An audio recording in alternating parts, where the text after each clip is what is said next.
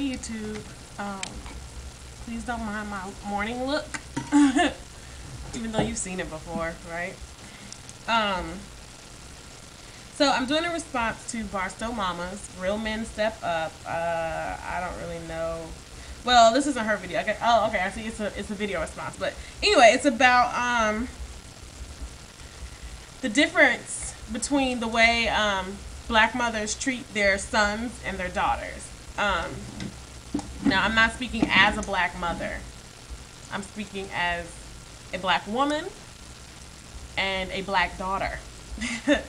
I am an only child and to a single mother.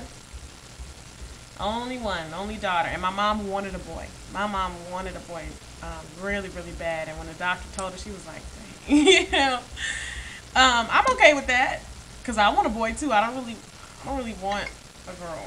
I mean, I want a girl, but I want like 2 boys and 1 girl. So anyway,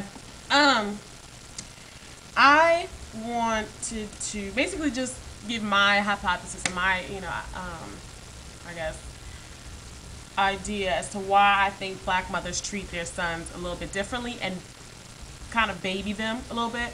I think that black women treat their sons like that, treat their sons a little bit better because of the male companionship factor and the lack thereof. A lot of times you have single women who are raising these children, boys particularly, and this is just for this case. I'll talk about the married women later. But in that case, they're lacking a man.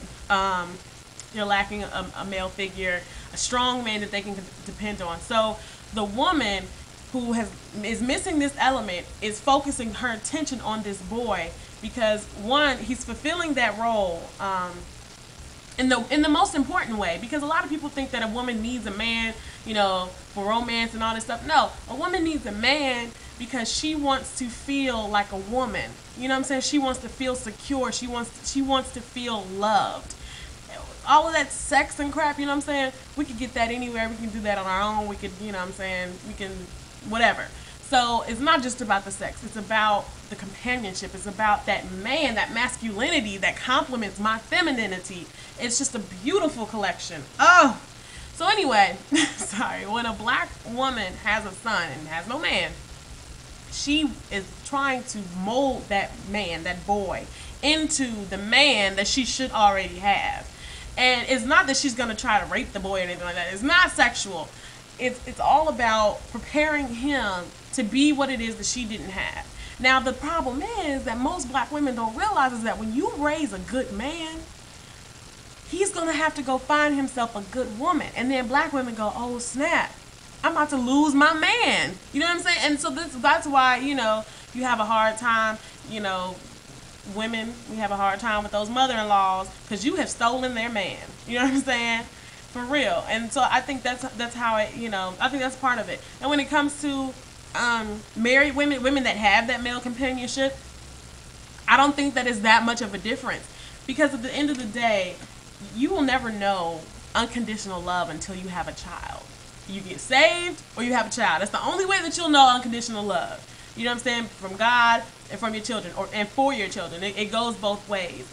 That child will always be, the apple of your eye. So it's just like, that unconditional love there. It doesn't come, like, you don't get unconditional love with your husband. I'm sorry. It doesn't happen. You have love on a condition, on the condition that you don't screw me over, on the condition that you don't betray me. Because if your husband cheats, what do? You divorce. You know what I'm saying? If your husband, becomes abusive, you divorce him. Did I say divorce? No, I said divorce, right? Please tell me I did not say divorce. Anyway, but if your husband, if he does something wrong, if he steps outside of, the contract or whatever, gambles away all your money or something like that, if he does something, you are cutting that tie. That's not unconditional love. That is not unconditional love. So that's why even in those marital, situations where you have a husband and a wife raising a boy or raising, kids or whatever, that mother is still going to treat that boy differently, because that boy is the only man that she knows, aside from her own father, that will unconditionally love her for the rest of her life. That boy will be there no matter what. And what's crazy about it is that the boys also facilitate this I guess disparity in I guess how you treat them and how the mother treats the son. They help this because they actually because of the treatment, they stick to their mothers too. You know what I'm saying? This man also knows this. He knows that his mother will always love him no matter what. And no matter how many women he's been with, no matter how many women that he dates or goes out with, has sex with, whatever, marries, no woman will ever love him the way his mother loves him. Now, I don't always understand why it's not the same way for women and their daughters. But the only thing that I could suggest, because I've realized it, is that for some reason the mother always wants the daughter to have more than what she had. And so that's why she's always hardest on her. Because the mother realizes that she's there without a man, in a single relationship. She's there without her husband. She doesn't want her daughter to go through that.